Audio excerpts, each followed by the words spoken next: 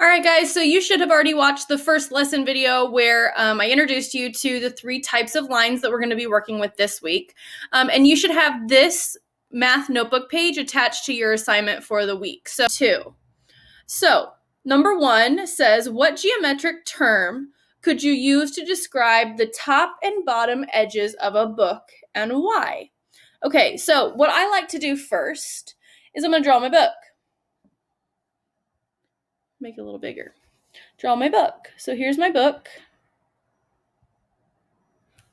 That is not good.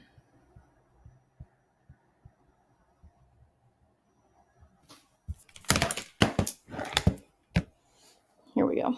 Okay, so here's my book. All right, now it has straight edges. I didn't do a very good job drawing straight edges, but it has straight edges there and straight edges here. And we are wanting to know what geometric term we could use to describe the top and bottom of a book. So here's my top. So I'm going to draw that just like I would and do a line there. And here's the bottom. Well, if that's the bottom and the top of my book, are those lines ever going to intersect each other? Are they ever going to cross? The answer is no. So what type of geometric term is this? What type of lines? Well, then these would be parallel lines. And they're parallel lines, because remember up here it says why, because they will never intersect. Okay, they will never cross each other. They will never share a point where they cross. They will go on and on forever without crossing each other. So they are parallel lines. Now, let's go to number 2. What pair of lines looks like the blades of an open pair of scissors? All right, here's going to be some artistry here. Not very great, but scissor, they cross here. There are handles. Okay, so my scissors. If I have scissors, and I'm talking about the blades of the scissors, I'm going to draw lines to see what type of lines these might be. So I'm going to use my pen to draw and extend the blades of those scissors. Well, if my scissors are open, my blades are going to be apart, and when I draw those lines right here, they meet. So what type of line are they? What type of lines intersect at one point? Well, those are intersecting lines. Intersecting lines. And remember, it asked me why. So I need to explain. Because they cross paths at one point. Okay? They cross lines at one point. All right, so let's move on down to question number 7.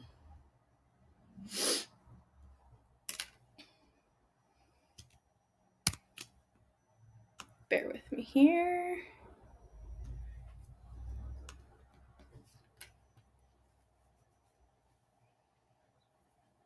All right, question number 7. So it says, use geometric terms to describe what is shown. Be as specific as possible. And I'm also going to add the direction, label the geometric term. Metric term. So we're going to label as well, okay? So on number 7, we have line LM and line HI.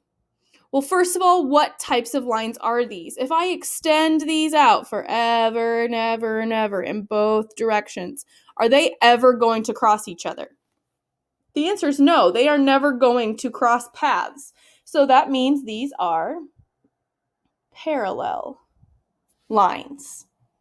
And now we need to label them. So I have line LM, and line LM is parallel. Remember that two L's, or the number 11, parallel to line HI. One way that I like, or that helps me remember what parallel means, see this label here? And the word parallel has two L's in it. So parallel has two L's that are parallel to each other. So that helps us remember what parallel means. Okay. All right, so let's look at number 8. I have line GH and line EF. And down in the corner here, I see a square. What does that square tell me? That tells me it's a right angle. So I know that these lines cross paths. So that means that they're intersecting lines. But we have to be as specific as possible. I know that there's a very specific type of intersecting line that creates a right angle. And that is perpendicular.